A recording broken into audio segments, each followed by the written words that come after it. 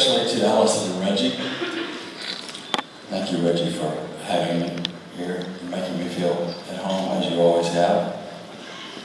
You're a man of in your own rights, but you have been an amazingly faithful and honest son to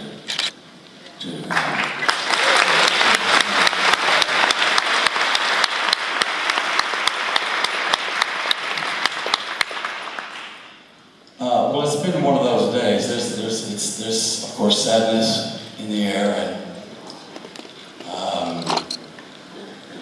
but a great deal of joy in just thinking about Alan, which we all have been doing for the last several days. I had so much to say, and of course I had just some notes I wanted to read from that got left someplace back in the dust this morning.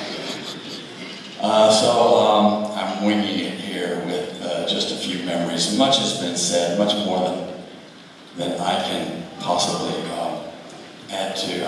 I'm preaching to the choir, so to speak. I'm in the heart of Alan's domain here, and I've been made to feel so comfortable over the years by Alan, by his people, and by the spirit of this city. I'm grateful to be able to say a few words. I did a concert with Alan this past May, my band, and Alan came out solo and did about an hour or so of a master class in mastery and class. He looked marvelous. He was in his element. He turned on a room in downtown San Francisco. Some 3,000 people were listening to every word, and he thrilled us all. There was a particular part of his set that evolved around the song Southern Nights. And anyone who's seen Alan in the last several years probably has heard some of this brilliant soliloquy that he developed around the song, in which he told a story about when his father loaded the kids in the car and said, "We're going down to see the old folks. We're going to the country." He played piano throughout the whole piece, never missing, changing chords, changing keys, and just did that little riff that goes through Southern Nights. And as he told his story, and you could hear in those little riffs the sound of the wind through the trees as he told the story about going back to the country to visit his family, his cousins, his aunties, his uncles, and the great matriarch, who I assume must have been his grandmother. He told about leaving town and going through the countryside and the houses becoming fewer and farther between until they arrived after several hours to what he described as the acres of his family, the old folks who never came to town, but who were waiting out on the porch for the family, for his mother, father, his sister, his brother when they came in. And he told stories about a few family members, and we laughed all the way through. It was a word for word, carefully crafted story of his life, and I think it said a great deal about where Alan really came from and where he lived his whole life. He told about sitting out on the porch in the late evening with the family, kids on the floor, various uncles, aunts, family members sitting on the divan, talking, telling stories, laughing, cutting up. Told about his granny, told about the matriarch sitting in her chair, saying that she knew more than anybody on the porch but said considerably less than anyone. And that was to him a life lesson. I think something that he carried in the humility and the wisdom that he had to, in that quiet, wonderful reserve that we all knew of him. The sly sense of humor. He told about the sun going down and it becoming dark, and there was no electricity, there was no running water or gas, so it just became night, the quietest quiet that he's ever known, and the darkest night that he's ever known. But he told of a night of dark wonder of a child, and he said he never felt so secure, so safe, and so happy in his life.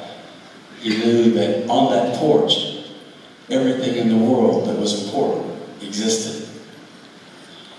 He told about the following night and the light of the clouds coming through the tree above the porch, and there was a shimmering silver light that moved the leaves when a breeze blew. And he described with his musically and verbally, very articulately, the feeling of the wind, the breeze, shuttling, and the completeness of the world at that time. I think he carried that world with him to his very last day. That inner peace, the security that he held within himself, the quiet, meditative, thoughtful, and the sly humor that he had, all were imbued in him in those southern nights as a child.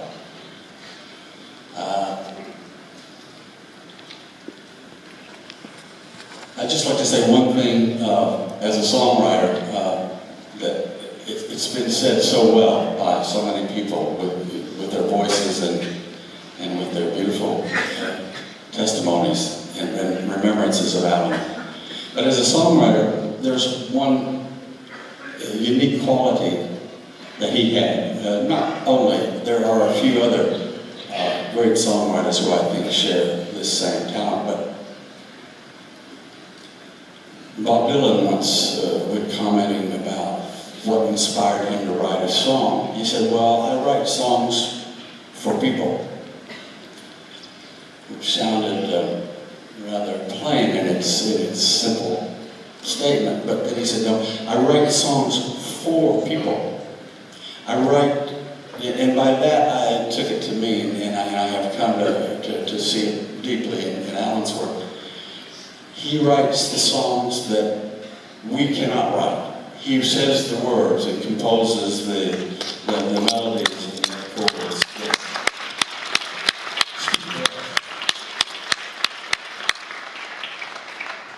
In several of the songs that have been mentioned already today, and of course, Southern Nights, he speaks. He speaks as a native of here.